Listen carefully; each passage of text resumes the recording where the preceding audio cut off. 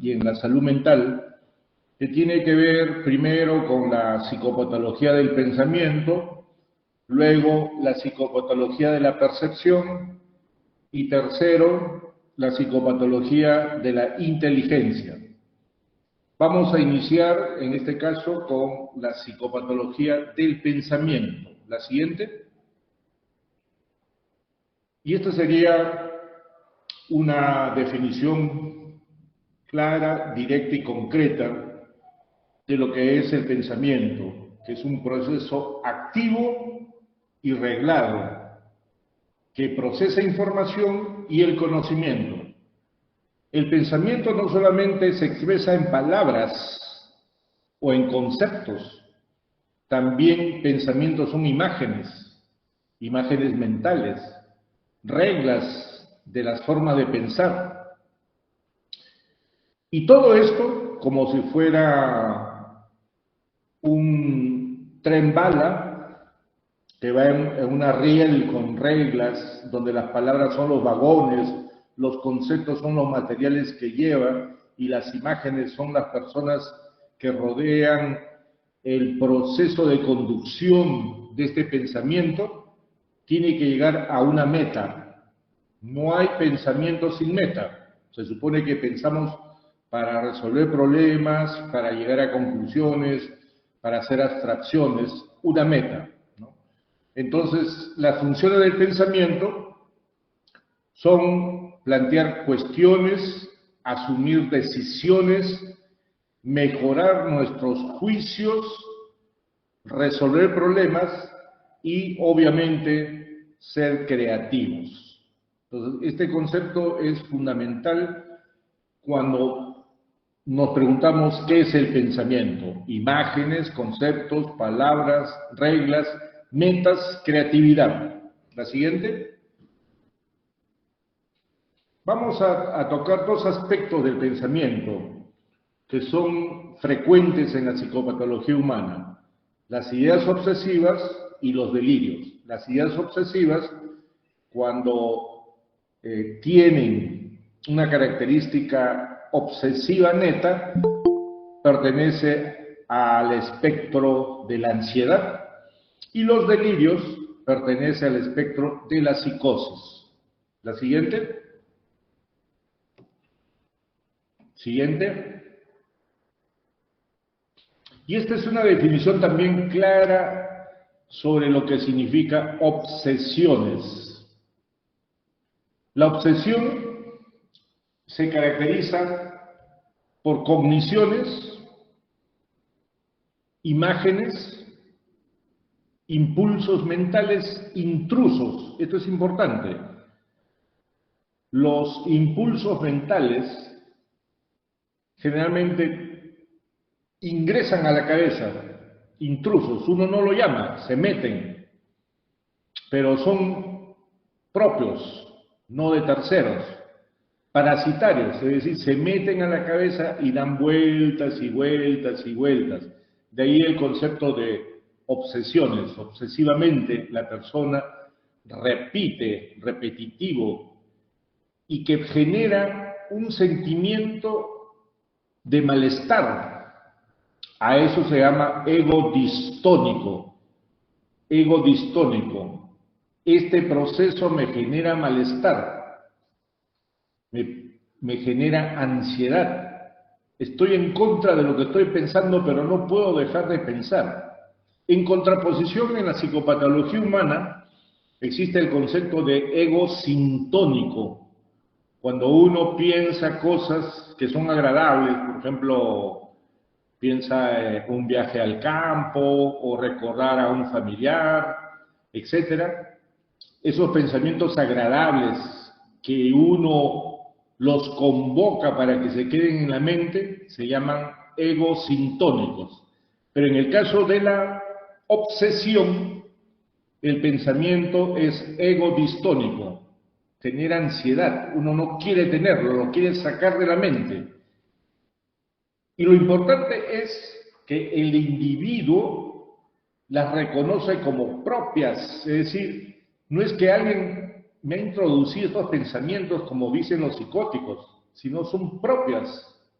y tienen cierto grado de conciencia de enfermedad. El paciente lucha contra esos pensamientos. Por ejemplo, una clásica forma de obsesión es de contaminación. En época del COVID, cientos, miles de personas en el mundo han presentado pensamientos obsesivos. Me contamino. Tenía una paciente que viajaba en un ómnibus. Ella miraba por la ventana, no en época de COVID, sino antes, y observó que un individuo orinaba en el suelo. Y ella sintió claramente que las gotículas de la orina viajaban en el aire y se metían al ómnibus y que le caían a su cuerpo. En ese momento ella entra en crisis porque se siente contaminada, baja del bus, toma un taxi, llama por teléfono a su madre, le pide que le espere en la puerta con una bolsa negra, llega, se quita toda la ropa, lo mete en la bolsa y le pide que lo queme. Luego de eso, se baña y lava por casi 3 horas consecutivas, porque ella está convencida que esas gotículas que he mencionado la han contaminado. Entonces, las obsesiones son pues imágenes y cogniciones repetitivas, egodistónicas. Estos procesos de pensamiento son de contenido negativo generalmente, que genera una lucha interna. No quiero pensar de esta manera, pero me vence. O resistencia al fenómeno que genera la ansiedad. Por eso en los manuales las obsesiones se han mantenido en el espectro ansioso. Este trastorno, las obsesiones, genera interferencias y disfunciones en distintas áreas de la vida, sobre todo en las relaciones del hogar. Figúrese una joven que se baña 3 horas y media en un departamento donde solamente hay un baño. Evidentemente la familia comienza a observar, piensan que algo malo está pasando o que está en drogas, etc. Alguna vez un padre me decía que tuvo que romper la puerta del baño porque tenía que trabajar y le encontró a su hija con una serie de rituales de bañado, porque se baña una vez, 2 veces, 3 veces, algunos crean distintas formas, primero del lado derecho del cuerpo, del lado izquierdo, si fallan en algún área, vuelven a cero y así por el estilo. La siguiente. Hay múltiples formas de obsesiones, las más frecuentes están nominadas: impulsos obsesivos, generalmente agresivos o sexuales, también denominados fobias de impulsión. La persona tiene temor a dañar a los seres queridos, ¿no? También estas fobias de impulsión se pueden presentar en la depresión, en la ansiedad, en las fobias en general. Imágenes o representaciones obsesivas son muy frecuentes, pero son altamente ansiógenos. Por ejemplo, temores obsesivos ligados a la contaminación, ya lo hemos señalado. El 50% de las ideas obsesivas en seres humanos, por lo menos en este periodo, es de contaminación. O de nosofobia, temor a las enfermedades. Escucha que la vecina tiene dolor de cabeza y que probablemente le van a hacer una tomografía para descubrir un tumor. La persona tiene dolor de cabeza y comienza a pensar que efectivamente ese dolor de cabeza es un tumor y piensa y piensa y piensa. La nosofobia. Y la dismorfofobia, que es frecuente también, no tan frecuente como la de contaminación, que consiste básicamente en que la persona tiene la convicción absoluta de que parte de su cara, de su cuerpo, de su cráneo, es deforme. He tenido pacientes que decían que el pómulo izquierdo era más protuido que el pómulo derecho, que tenían un paciente estrella, le digo, porque lo he visto desde que tenía 25 años, hoy tiene 50. Desde que era adolescente tenía la convicción que tenía una oreja de Dumbo, de elefante. Cuando él logró obtener un ahorro, se mandó a achicar los lóbulos de la oreja.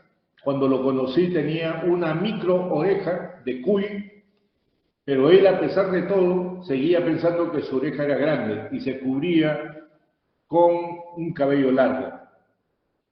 Entonces, eso es dismorfofobia. Son llamadas fobias obsesivas para distinguirlo de las auténticas fobias. Hay otras ideas obsesivas de escrúpulo, de contaminación, cavilaciones religiosas.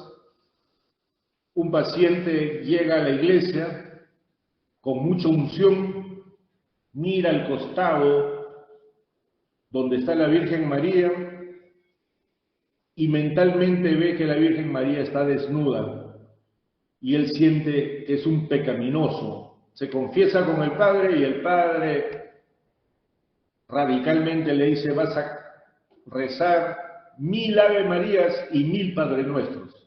Y a veces se demoraba hasta 2 días para lograrlo, porque cuando se equivocaba volvía hacia atrás. También hay ideas obsesivas metafísicas, el ser o no ser, el multiverso. Hoy que ya se concibe que existen múltiples universos, hay gente que piensa que ha venido de otros universos y tiene la convicción relativa de que tiene que ver con seres extraterrestres, a pesar de que sabe que eso es extraño, pero le viene a la cabeza. Necesidad de simetría y orden. Personas que tienen su cuarto como si fuera un cuarto de museo. Ponen la muñeca 1 a la derecha, la muñeca 6 a la izquierda, le sacan una foto mental de cómo han dejado su cuarto. Cuando regresan se dan cuenta que alguien entró y que movió la muñeca 4 y lo ha puesto en otro sitio. En ese momento entra en crisis, porque para ella la simetría y el orden es fundamental. También hay comprobadores, por ejemplo, esto sí es frecuente en los seres humanos. Recuerden que el 30% de las personas que no tienen trastornos mentales pueden tener rasgos obsesivos. Por ejemplo, la gente sale de su casa corriendo o rápido y a la vuelta de 10 minutos comienza a pensar que no cerró bien la puerta, que de repente podrían ingresar los ladrones, o comienza a pensar de que dejó la plancha prendida o dejó enchufado la cocina y así por el estilo. Entonces las personas tienen que ir a comprobar de que realmente no es así. En realidad las obsesiones son una especie de autocastigo a través del pensamiento para estas personas. La siguiente. Obviamente, en el 50%, 60% de los casos, una obsesión tiene una compulsión. Si yo tengo ideas obsesivas, genero conductas estereotipadas y repetitivas o rituales compulsivos. Tampoco son placenteras, ni tienen utilidad por sí mismos. Son secundarios a los pensamientos obsesivos.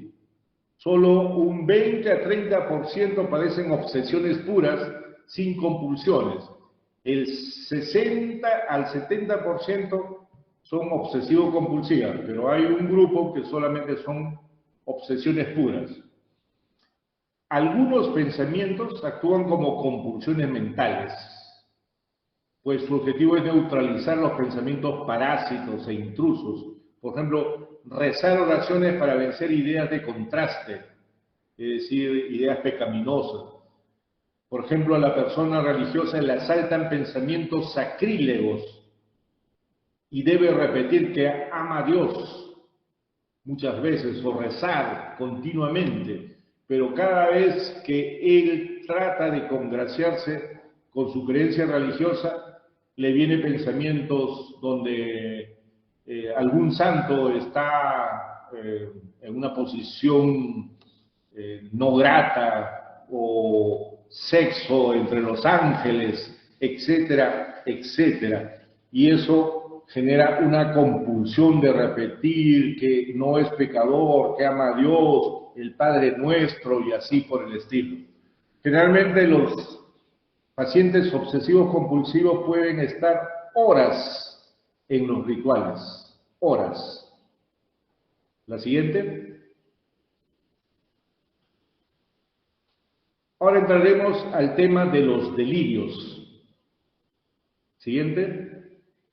El delirio viene del concepto etimológico delirare, que significa salirse del surco labrado. Cuando estamos delirando, nos estamos saliendo de la tangente, nos estamos saliendo del surco.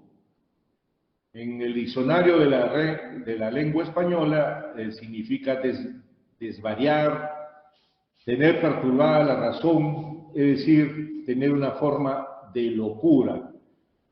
Jasper, que es un filósofo y un psicopatólogo brillante que ha creado la escuela fenomenológica en la psiquiatría, considera que el delirio son juicios falsos que el sujeto los mantiene con gran convicción. O sea, son falsos, pero él cree que es verdad. Y no son influenciables por la experiencia. O sea, no es porque yo he visto algo y por eso pienso de esa manera, ni por conclusiones irrefutables. Y generalmente son de contenido imposible. De contenido imposible. Por ejemplo, mi paciente, ingeniero electrónico de la UNI, con experiencia, gana una pasantía en la NASA, era un hombre brillante, pero cuando llega a los Estados Unidos y tiene que ir a un área de la NASA, una noche él se despierta bruscamente y tiene la sensación de que por su cerebro derecho hablan en ruso y en su cerebro izquierdo hablan en inglés. Él, a partir de ese momento, llega a la conclusión que por mecanismos aparentemente increíbles le han introducido 2 chips. Los servicios de inteligencia de esa época, la KGB y de la CIA, le han puesto 2 chips para robarle los pensamientos, para robarle sus conocimientos de electrónica y de física que él conoce. Por eso se habla, generalmente los delirios son de contenido imposible. La siguiente. Bueno, hay múltiples formas de delirios. El delirio de ser controlado. En la esquizofrenia se ve frecuentemente, los sentimientos, los movimientos son vividos como impuestos o controlados por una fuerza exterior, por un ente, por un espíritu. Delirio de celos o celotipia. No es lo mismo tener celos que delirio de celos o celotipia. Las personas celotípicas tienen una sensación y una percepción delirante del comportamiento de su pareja. Una paciente estaba de amores con un hombre que, según ella, era el más tranquilo con el cual había estado. Ella tenía 33 años, quería casarse, se había enamorado de un pequeño empresario que tenía talleres de mecánica, y habían pasado 4 meses y ella dice, qué raro, ¿no? No le encuentro nada, su celular nada. Su terno, cuando él deja su saco, no le encuentro nada. Este me está engañando, pero en forma total. Lo que hizo fue ir a un cine, compró 2 boletos y cuando a la siguiente semana él llega le pone los boletos, digamos, ya usados. Y cuando él se iba a ir, ella le limpia el saco y hace que caigan los boletos. Y le dice, ¿qué es esto? Te ampallé. Sabía que tú eras un maldito que me estaba sacando la vuelta. Y él le dice, ¿pero qué pasa? Le dice, yo nunca he visto eso. ¿Cómo no vas a ver si ya salió de tu saco? Él toma una decisión y dice, mira, así no pudo seguir, se va a su trabajo.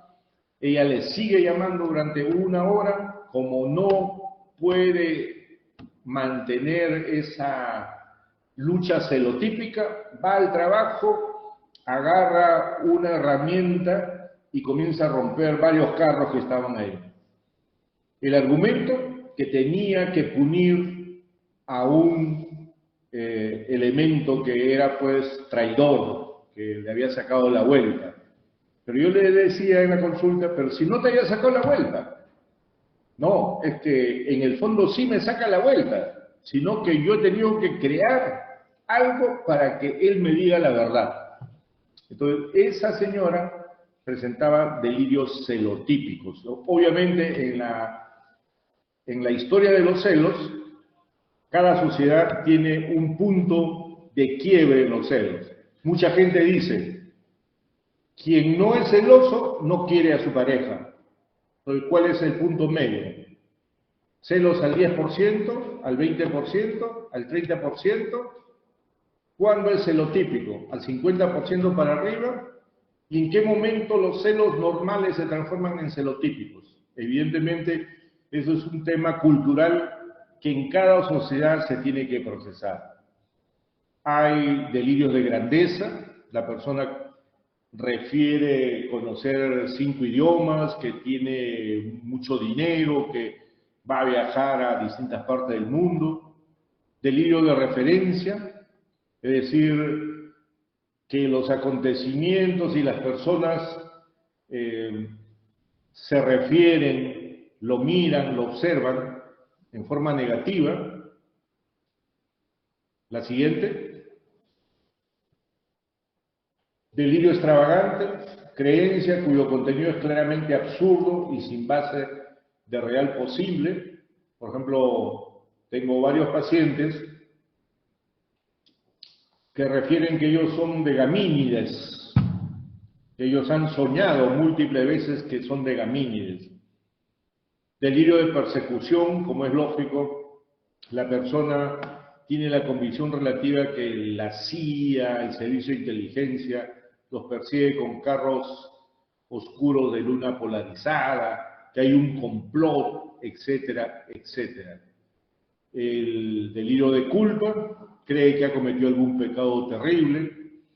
Este delirio erotomaníaco también es frecuente en el siglo XX y XXI, llamado síndrome de Clermont. La persona cree que otra persona de mayor rango está enamorado de ella en forma oculta.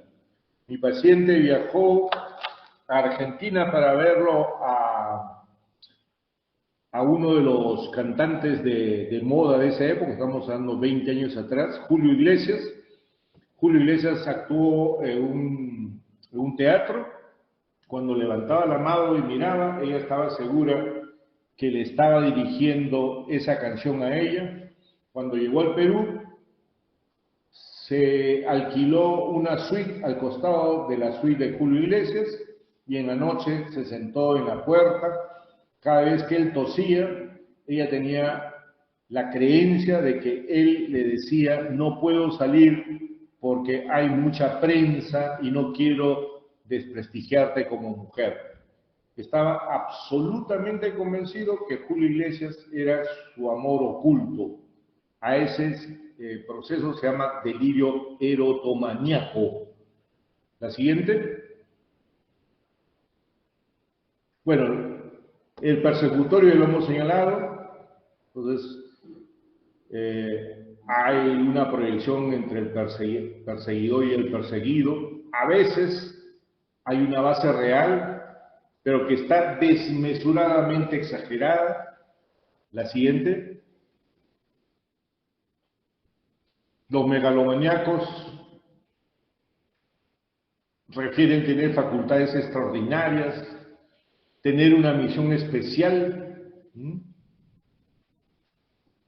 También hay delirios religiosos. Dios me ha enviado para una misión especial. Yo puedo curar con la mano, hacer grandes hazañas, tener habilidades, etc. La siguiente. Los hipocondriacos están convencidos permanentemente de sufrir de distintas enfermedades. Interpretan los signos corporales normales como patológicos de acuerdo a su creencia. La siguiente es lo que hemos señalado, la dismorfofobia. La persona se mira en el espejo y está convencida que varias partes de su cuerpo al mismo tiempo, ¿no?, son grotescas, terribles. Generalmente son perfeccionistas, son personas tímidas, aisladas socialmente, ansiosos y muy sensibles al rechazo, ¿no? Entonces este es un delirio de dismorfofobia, o también llamado trastorno dismórfico corporal. Trastorno dismórfico corporal. La siguiente. Bueno, en el contenido, lo que hemos hablado anteriormente, pero también hay trastorno de la estructura, de la forma del pensamiento. Por ejemplo, hay lo que se llama bloqueo de pensamiento, que es una interrupción brusca del flujo de ideas. La persona está hablando y bruscamente se traba, como si el carro se parara bruscamente. Le preguntas y ya no retoma el tema. Puede hablar otra cosa o simplemente se calla la boca. Bloqueo de pensamiento. La siguiente. Muchos de los pacientes, cuando están en proceso de desarrollar la psicosis y la esquizofrenia, se tornan incoherentes. Una forma de incoherencia, evidentemente, es la disgregación. Y el grado leve de esta disgregación se llama laxitud de pensamiento. El pensamiento es laxo, no es estructurado, no es coherente. Entonces, tanto la disgregación como la laxitud de pensamiento son formas de trastorno de la estructura formal del pensamiento. La siguiente. Tú le preguntas algo al paciente y te responde otra cosa. Dar una respuesta cuyo contenido no tiene relación con la pregunta. ¿Ha venido tu mamá? Ayer la enfermera dijo, es lo que se llama pararespuesta o parafasia. Es frecuente en los pacientes psiquiátricos crónicos generar pararespuestas. O neologismos, es decir, creación de palabras inexistentes, absurdas, generalmente mediante condensación de la palabra, como onomatopoiesis, contaminación de otros verbos, ¿no?, que tiene un significado especial para el paciente, pero para el que lo escucha realmente no sabe lo que está pasando. Entonces, neologismos, palabras extrañas, nuevas, que para el paciente tiene un valor determinado. La siguiente. Cuando la persona está en la fase maníaca, en episodios maníacos, tiene, desde el punto de vista de las ideas, una idea, una fuga de ideas, lo que se llama la ideofugalidad, en el que la velocidad es tan marcada y el cambio de ideas debido a estímulos intercurrentes es tan frecuente que el discurso es inentendible. En el cine, no sé si ustedes alguna vez han visto la película La Máscara o El Profesor Chiflado, estos personajes que están representando a personas aceleradas tienen un episodio maníaco y presentan ideofugalidad. La siguiente.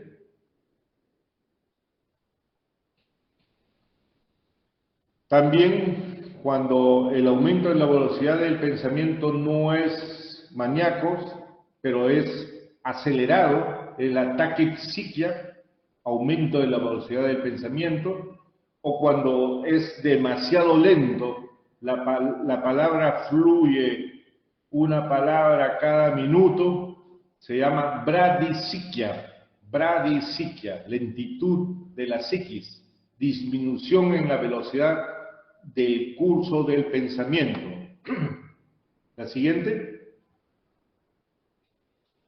Cuando tenemos pacientes con retraso mental o con problemas neurológicos vinculados al coeficiente intelectual, podemos tener lo que se llama concretismo de lo mental, el discurso en el que se aprecia un manejo de realidad a un nivel material instrumental, básico, con escaso uso de conceptos abstractos, ¿no? Y una consecuencia del trastorno de la escasa capacidad de reflexión.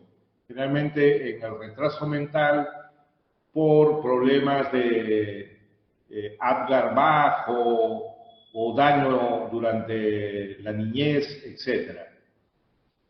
Y al revés, hay personas que cuando tú le preguntas, dice, bueno, ¿fuiste a la facultad?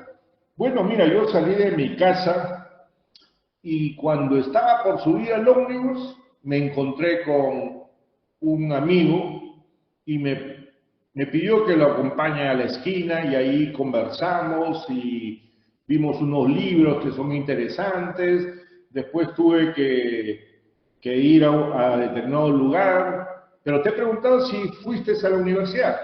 Espérate pues, pero primero te voy a contar lo que ha pasado. A eso se llama circunstancialidad, tendencia a incluir referencias detalladas de múltiples situaciones o temas relacionados con el contenido central.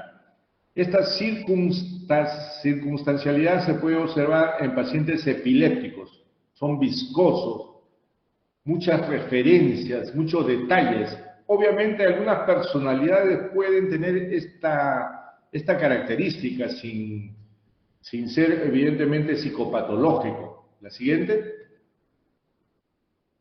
Muy bien, esta es la bibliografía básica que estamos utilizando. Ahora vamos a pedirle que la segunda parte de psicopatología de la percepción. La siguiente. Bien, una definición clara y directa de percepción es la comprensión e interpretación integral del objeto en base de la organización e interpretación de los múltiples datos sensoriales. Comprensión e interpretación del objeto. Por ejemplo, acá tenemos un rostro, pero solamente un rostro. ¿Qué vemos ahí? Podrían ser dos rostros que se están mirando y en el medio un candelabro, podría ser, pero podría ser un solo rostro. ¿Qué es lo que veo? ¿Cómo comprendo? ¿Cómo integro este objeto desde mi punto de vista? La siguiente. En los trastornos cuantitativos de la sensoropercepción, tenemos la hiperpercepción, sobre todo en episodios maníacos, en problemas neurológicos. El paciente refiere una mayor captación de las sensaciones, se percibe mayor número de percepciones y con más intensidad. El paciente reclama aislamiento exterior, evita ruidos, pide disminuir la intensidad lumínica. Todo esto, por ejemplo, acá vemos el sol hiperbrillante que realmente enceguece a la persona. Se observa en trastornos ansiosos, depresivos, hipocondríacos, hipomaníacos, es decir, la fase inicial de la manía o del trastorno bipolar, y en afecciones meningias puede haber estas sensaciones de hiperpercepción, tanto visuales, auditivas, gustativas, táctiles, etc. La siguiente. También hay hipopercepción. La realidad se transforma gris, oscura, a pesar que es una realidad hermosa. El número e intensidad de percepciones para la persona normal es menor. Se presenta en pacientes histéricos, en depresión profunda melancólica, en delirium, en cuadros orgánicos donde hay obnubilación. El mundo es oscuro y técnicamente la persona se está hundiendo en ese sentimiento de tristeza y de depresión. La siguiente. Bien, otro de los elementos que los seres humanos debemos tomar en consideración, y en psiquiatría con mayor razón, son las ilusiones. Todos tenemos la capacidad de presentar ilusiones ópticas, auditivas y de otro tipo. En términos generales, las ilusiones son percepciones verdaderas pero falseadas. O sea, yo veo algo verdadero, pero lo falseo, le doy otro contenido. Entonces, el tipo, o sea, los mecanismos por el cual se produce esto, está relacionado primero a la falta de atención, por confundir una persona por otra, un objeto por otro parecido. Hay ilusiones por afectividad, por temor, las famosas pareidolias, que lo vemos en las nubes. A veces miramos una nube y vemos un pequeño animal, un osito, etc. Por mimetismo, por espejismo, y hay una ilusión llamada estroboscópica o cinética, que es un tema del siglo XX y del XXI, que lo vamos a conversar rápidamente. La siguiente. Bien, yo estoy mirando de lejos y veo una dama que está parada, un caballero que me parece que es un rastafari, con una gran peluca, pero ellos suben al ómnibus y finalmente me doy cuenta que la famosa gran peluca era simplemente una pintura que estaba en ese fondo. En este caso del lado izquierdo, esta persona está mirando de costado o mira de frente. Depende de la forma como lo mires. Depende de la atención que le des. A eso se llama ilusión por falta de atención. La siguiente. Las pareidolias, ya le dije. Por ejemplo, aquí en el lado superior derecho, teóricamente son nubes, pero la mayoría concordará que puede ser confundido con la figura de un perro. Y así vemos cosas que conocemos. Las pareidolias derivan del griego eidolon, figura o imagen. Es un fenómeno psicológico consistente en que un estímulo vago y aleatorio es percibido erróneamente como una forma reconocible. Hace unos 6 años, Vikings 1 que fue a Marte, tomó esta foto y fue publicado en la red, y la mayoría de internautas que tienen estas teorías de los civilizaciones extraterrestres decían: esta prueba es que ya en Marte existió una civilización avanzada. Nos han dejado una especie de estatua donde hay un hombre que nos está mirando desde lejos, y está claro de que esta es una firma de una civilización avanzada. Cuando Viking 2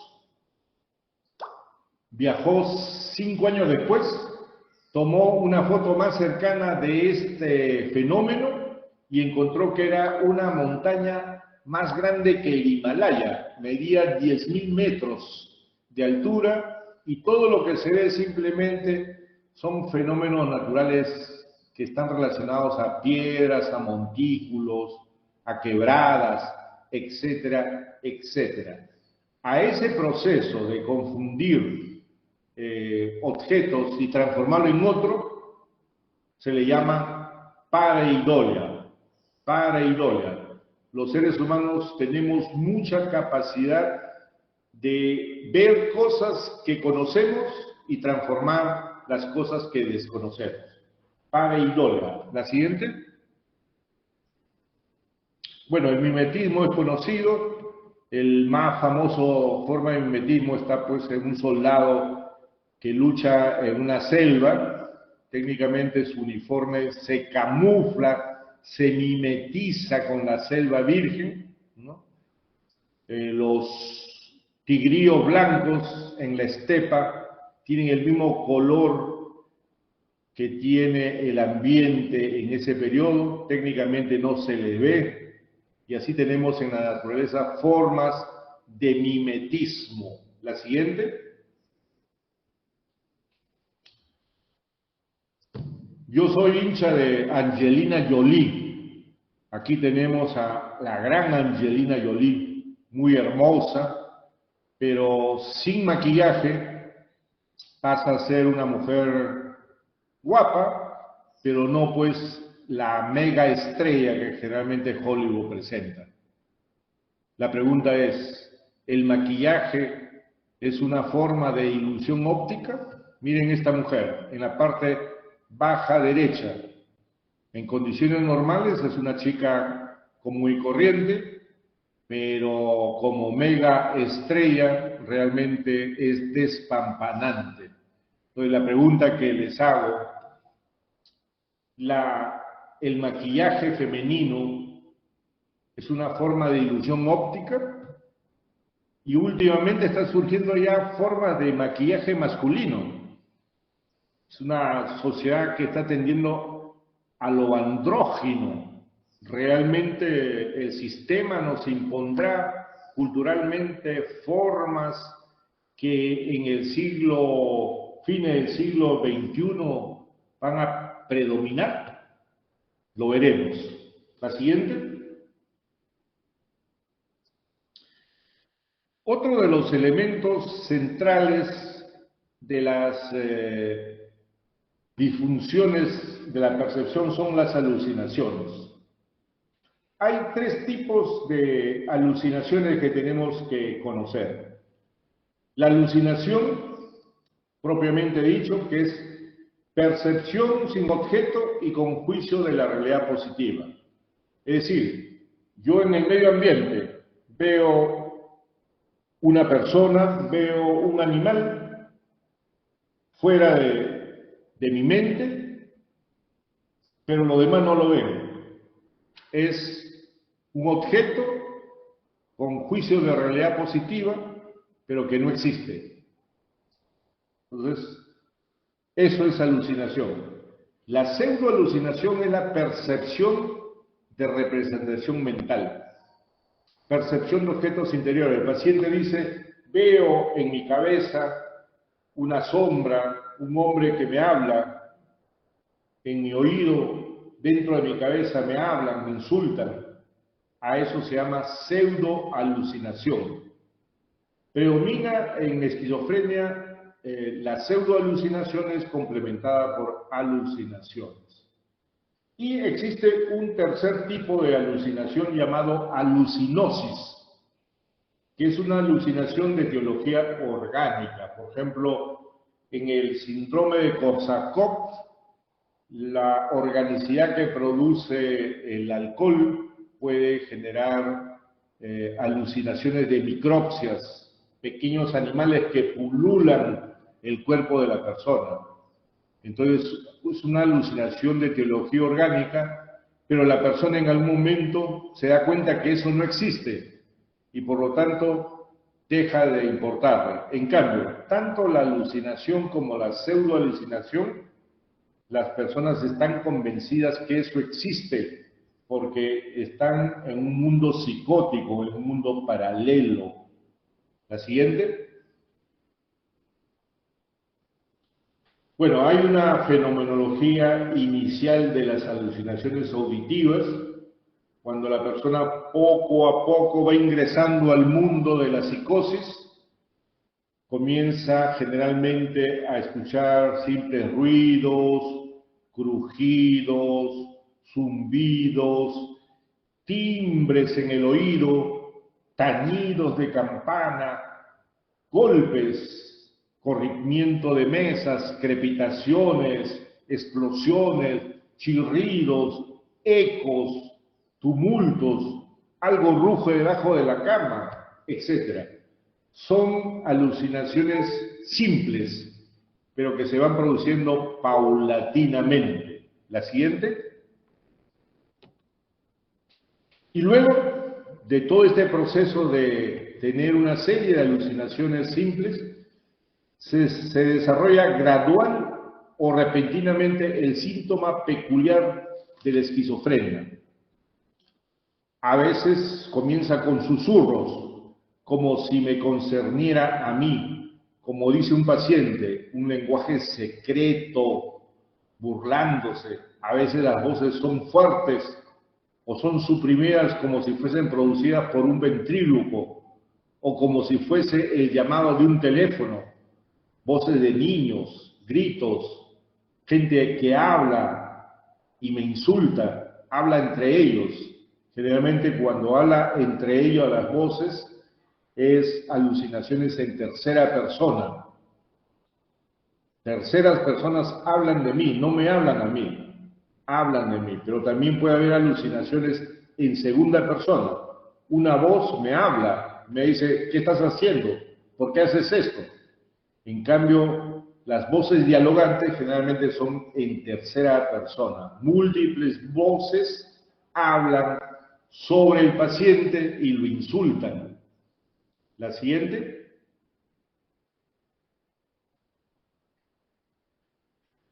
Bueno, acá está lo que hemos señalado. Cuando se llama alucinaciones en primera persona cuando es eco del pensamiento. Yo escucho en voz alta mi pensamiento. Ese es en primera persona.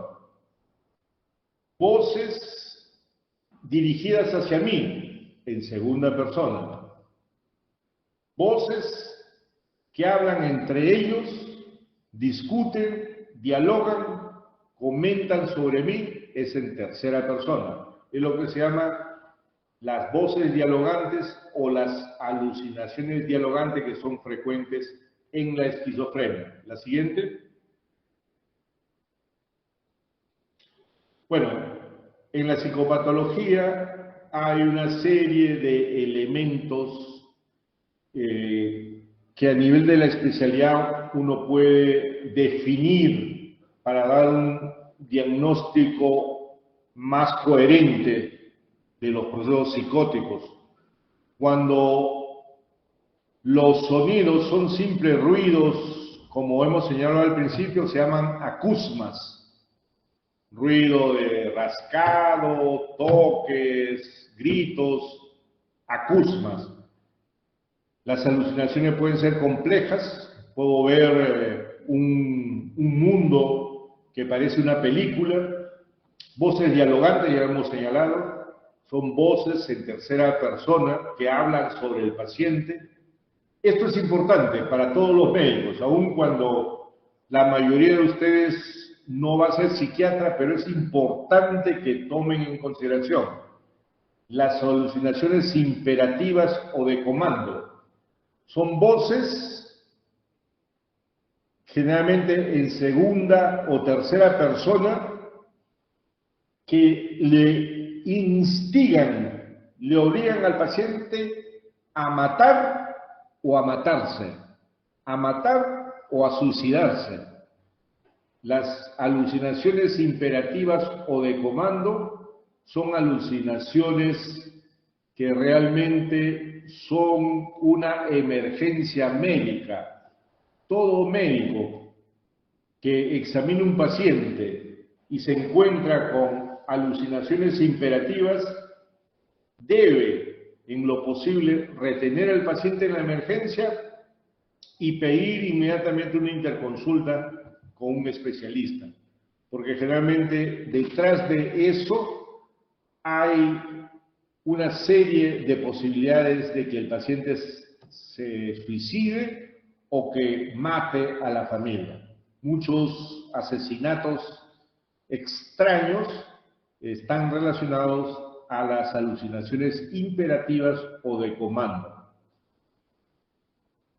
Eco de pensamiento es en primera persona.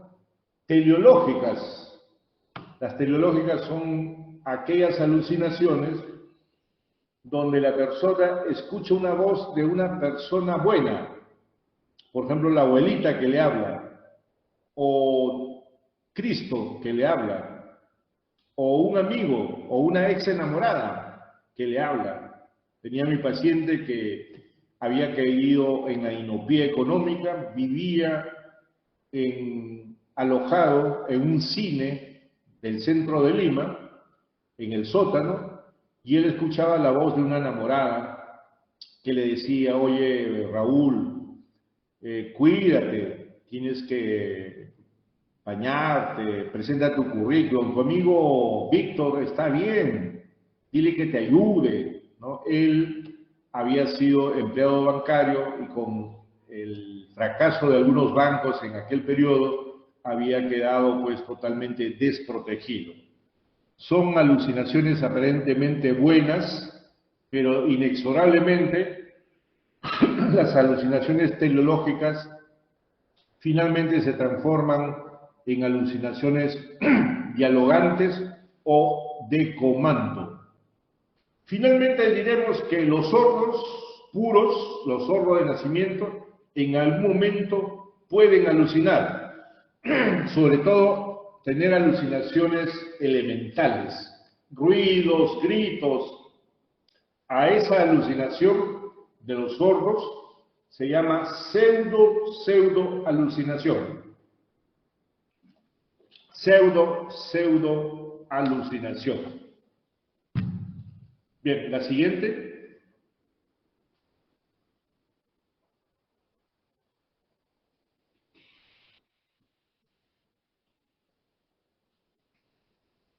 La siguiente.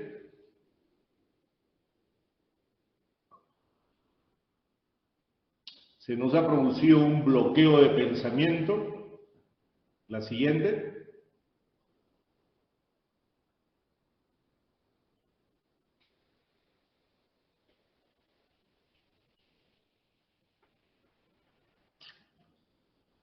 Yanela, ¿hay problemas para cambiar la lámina?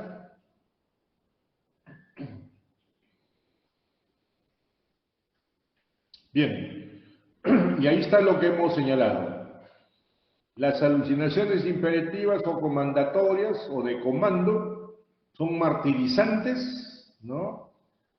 Y instiga, insulta y le insta al paciente a matarse o a matar. Conclusión, estas alucinaciones son emergencias médicas para cualquier médico que tenga a disposición un paciente que llegó a una emergencia o una interconsulta, etcétera, etcétera. La siguiente. Bueno, en alucinaciones visuales hay múltiples formas. Por ejemplo, ver luces que se mueven en el espacio, fotopsias, o que se mueven como si fueran múltiples formas coloridas, caleidoscópicas, tipo cuadros, ¿no? Alucinaciones visuales pequeñísimos, ver hombres pequeños, en realidad es una alucinación, liliputienses, o gigantescos, ver bichos, hormigas, ratas u otras, a eso se llama zoopsia. La siguiente. Bueno, existe también las alucinaciones senestésicas. Esto quiero que lo aprendan sin mucho concepto. Lo senestésico quiere decir alucinaciones de órganos internos. Por ejemplo, yo siento que mi corazón resopla cada vez que teóricamente mi sangre sube o baja por los ventrículos. O dentro de mis genitales siento un movimiento como si hubiese un gusano, etc. Y las alucinaciones sinestésicas son alucinaciones de movimiento, de movimiento. A veces siento que mi brazo se mueve, pero yo no lo he movido, alguien me lo ha movido. Sinestésicas. La siguiente.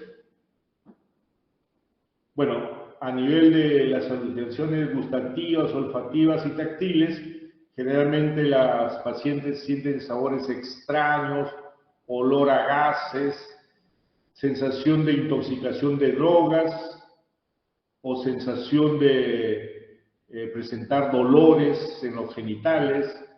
Algunas pacientes refieren que en las noches ingresa una sombra y copulan con ella y ellas tienen una sensación senestésica porque internamente sienten el vínculo copulatorio teórico que en ese momento se está produciendo. La siguiente. Esto también quiero que lo aprendan bien porque todo médico debe saber. Las llamadas alucinaciones hipnagógicas e hipnopómpicas no son de tipo patológico, tipo psicótico.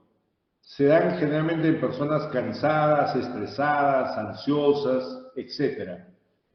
Son llamados alucinaciones no patológicas, ¿no?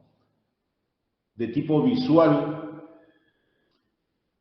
Cuando la persona está a punto de dormir y está cerrando los ojos lentamente, puede ver a la abuelita sentada, a un animal, y ahí viene el concepto hipno, sueño, gógicas, conducción.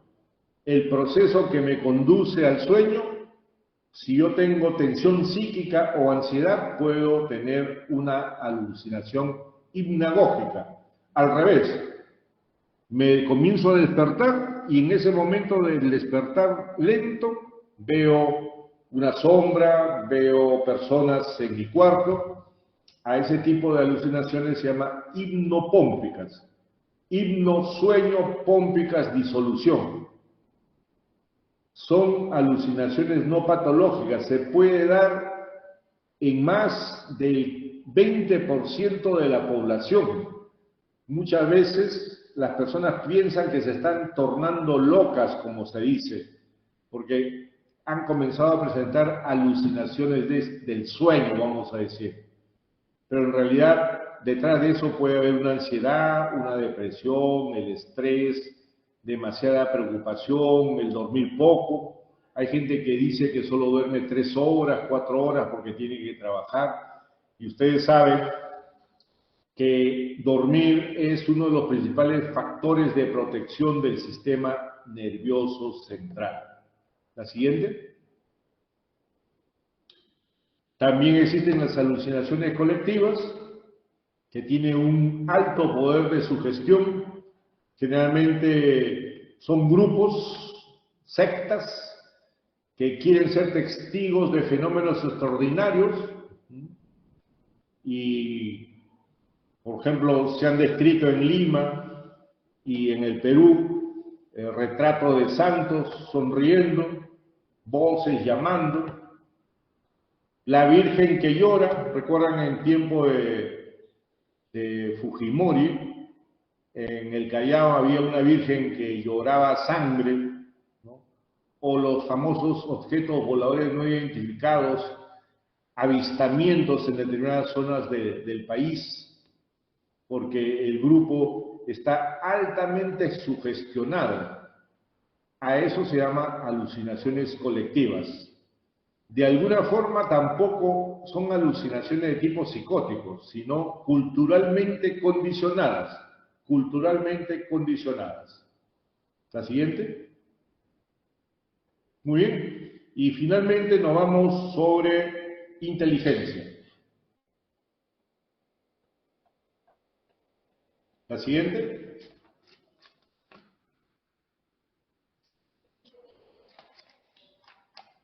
La inteligencia, en realidad, como lo señala, su función representativa de la verdadera esencia del hombre. Es la única capaz de jerarquizar a las funciones psíquicas superiores, sobre todo la conciencia, el juicio crítico de realidad, la razón, la creación, la genialidad en algunas personas, permitiéndole al hombre la solución de cuánto problema o situación nueva que se le plantea a la vez. La siguiente. Involucra tres capacidades, como ya se ha venido señalando. Primero, la comprensión de los conocimientos, juicio crítico de realidad, donde la persona identifica, compara, valora y finalmente llega a una conclusión. Y evidentemente, el lado más grande de estas capacidades está en la creación. A partir de conceptos conocidos, se puede crear nuevos conceptos mediante el manejo de los conocimientos que crean el acervo intelectual personal. Yo siempre le digo a mis alumnos, los alumnos de pregrado son alumnos esponja, porque aprenden todo lo que les enseñan y todo lo que leen. Pero los alumnos de posgrado, los que hacen maestría, los que hacen doctorado y que tienen que finalmente hacer una tesis creativa, son alumnos productores de conocimiento. Y esto es importante, ¿no? En algún momento todos ustedes van a llegar a la especialidad, pero paralelamente probablemente una maestría. Hoy, para ser docente, como mínimo, hay que tener el grado de magíster o de doctor en medicina. La siguiente. Bueno, una de las capacidades fundamentales del ser humano es la capacidad de abstracción, ¿no? Que es la forma más desarrollada de las funciones corticales superiores. Es la habilidad de hacer generalizaciones válidas sobre las cosas después de adquirir dichos conocimientos. Generalizaciones, resúmenes y creaciones nuevas, formas de mirar diferentes sobre conceptos, cosas. Ese proceso de abstracción es la forma superior de las funciones corticales superiores. Una persona normal, con un CI de 90 a 110, tiene una buena capacidad de abstracción. Y evidentemente todo estudiante, sobre todo los estudiantes de ingeniería, de medicina y de otras especialidades complejas, en promedio tienen un CI de 100 a 120, que ya entra dentro de los límites de un CI brillante. La siguiente. Bien, Hay formas de elaboración intelectual, por ejemplo, elaboración de cálculo, y la exploración de la abstracción que se hace a través de refranes simples como a caballo regalado no se le mire el diente, o una semejanza en que se parece, por ejemplo, una manzana a una pera, o diferencias, etc. Entonces, la capacidad de abstracción hace que la persona sea creativa y pueda sortear este tipo de preguntas. La siguiente.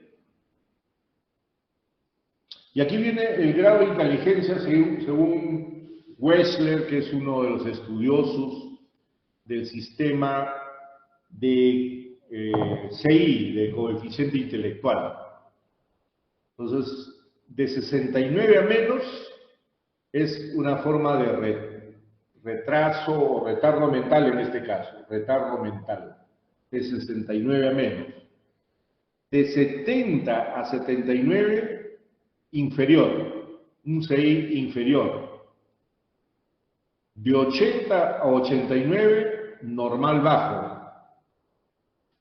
De 99 a 109, normal medio. De 110 a 119, normal alto. De 120 a 129, superior. De 130 a más, muy superior. Según los estudios, Einstein tenía un CI de 160 y el Stephen Hopkins tenía un CI cercano a 162.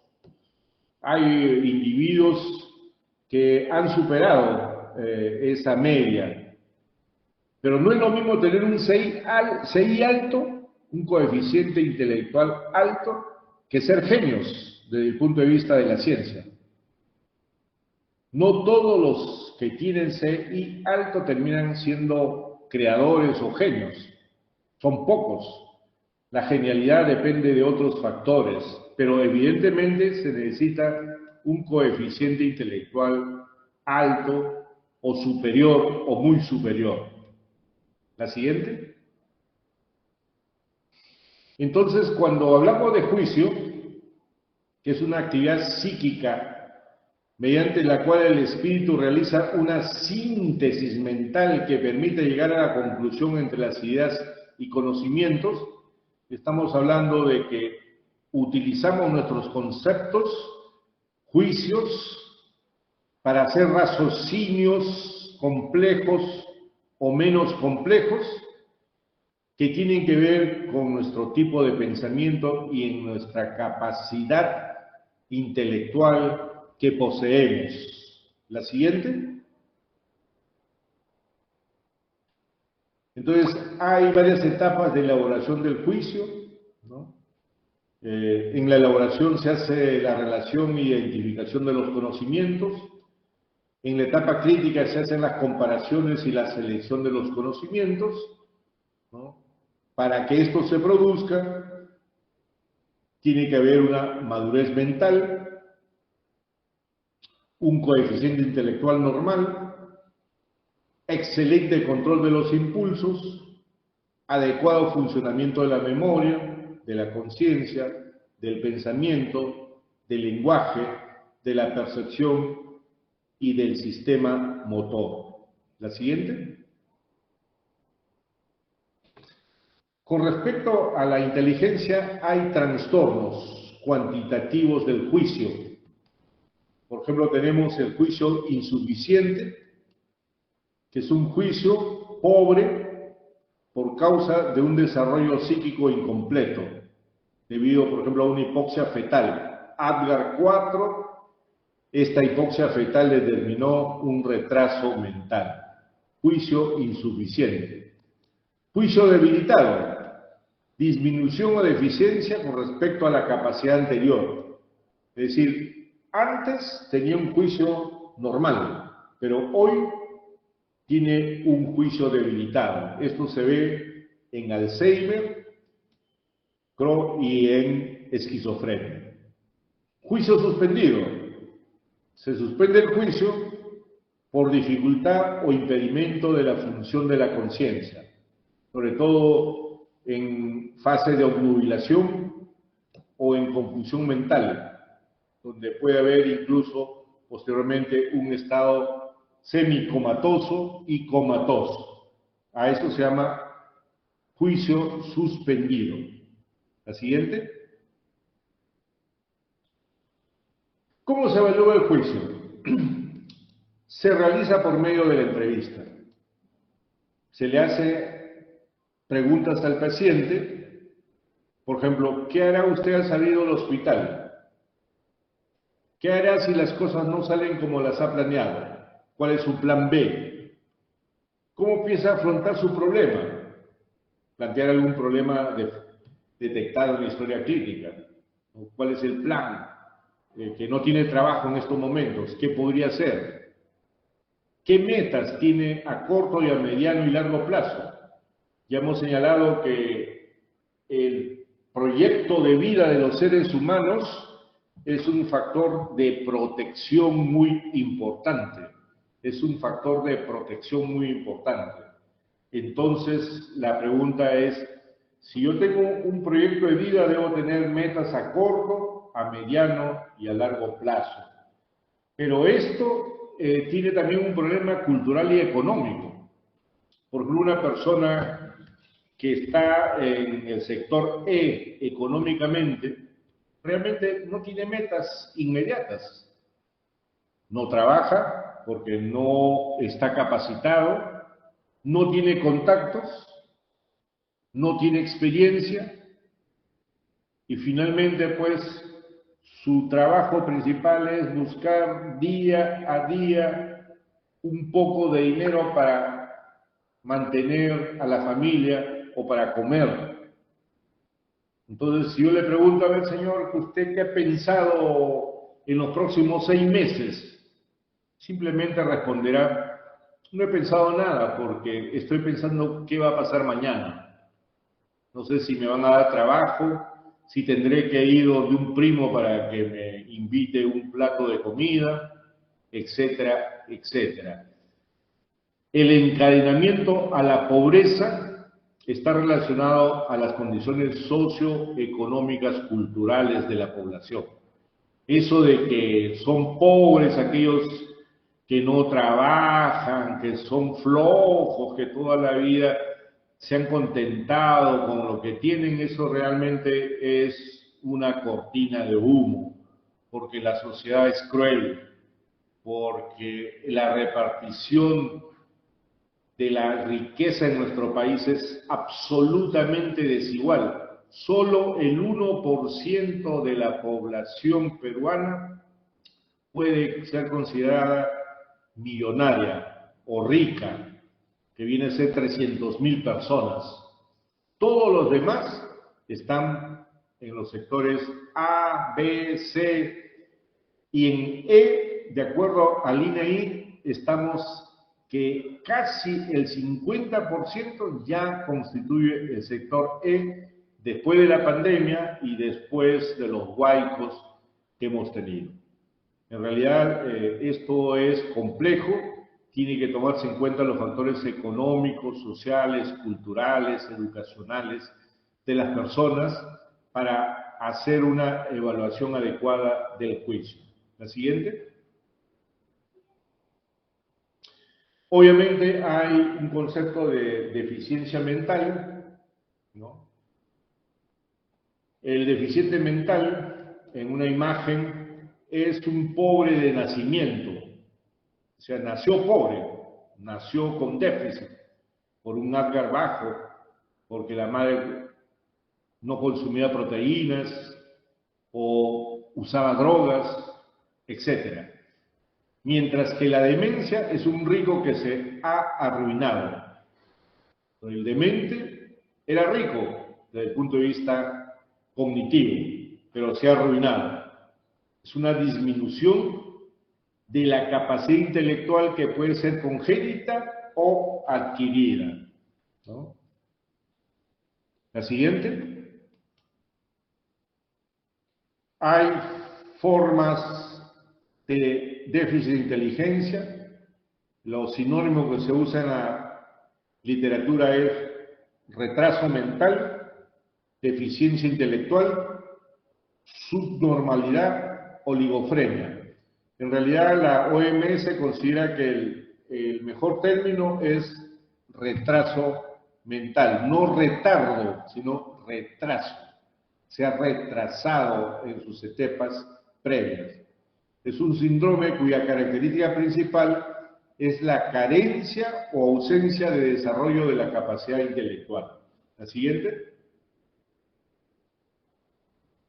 Entonces, cuando hablamos de retraso mental, se alude a un funcionamiento intelectual general inferior al promedio, que se origina en el periodo de desarrollo y se asocia a un déficit de la conducta adaptativa. Esta es una definición que la Asociación Americana de Deficiencia Mental ha señalado en los últimos años, ¿no? Las causas que afectan al sistema nervioso son irreversibles, ¿no? Pueden ser hereditarios durante la gestación, en accidentes, ¿no? Esta capacidad intelectual no permite una buena adaptación, una independencia personal, una responsabilidad social. Por eso, generalmente, son personas que tienen que tener tutores desde el punto de vista familiar y también desde el punto de vista legal. La siguiente. Bueno, y esta es la clasificación del retraso mental. Acá se ha puesto algo que no debería estar. Retraso mental. Hay retraso mental leve de 50 a 59. 50 a 69, perdón. Retraso mental leve de 50 a 69. Retraso mental moderado de 35 a 49. Severo de 20 a 34. Y profundo, totalmente profundo, menos de 20. Entonces, este cuadro complementa el cuadro anterior que habíamos visto sobre el CI en seres humanos. La siguiente. El débil mental, o el que tiene retraso mental, presenta una pobreza de representaciones, juicios, conceptos y razonamientos. La capacidad de comprensión es elemental y superficial, y su personalidad de alguna forma es primitiva, en especial su afectividad y sus reacciones. Es incapaz de sintetizar, de hacer generalizaciones y abstracciones, así como tener una visión en conjunto, ¿no? Los oligofrénicos superficiales o los débiles mentales o los que tienen un retraso mental superficial suelen pretender metas demasiado altas y es aquí donde se nota su incapacidad. A este tipo de pacientes se le llama pacientes borde y límite desde el punto de vista del CI. Están en el borde y límite entre la normalidad y el retraso mental. Entonces, tenía un paciente que decía que iba a ser astronauta.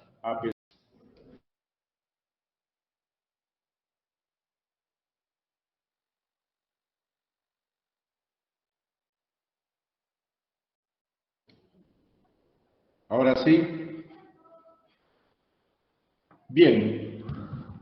El día de hoy vamos a tocar 3 segmentos de la psicopatología clásica en la psiquiatría.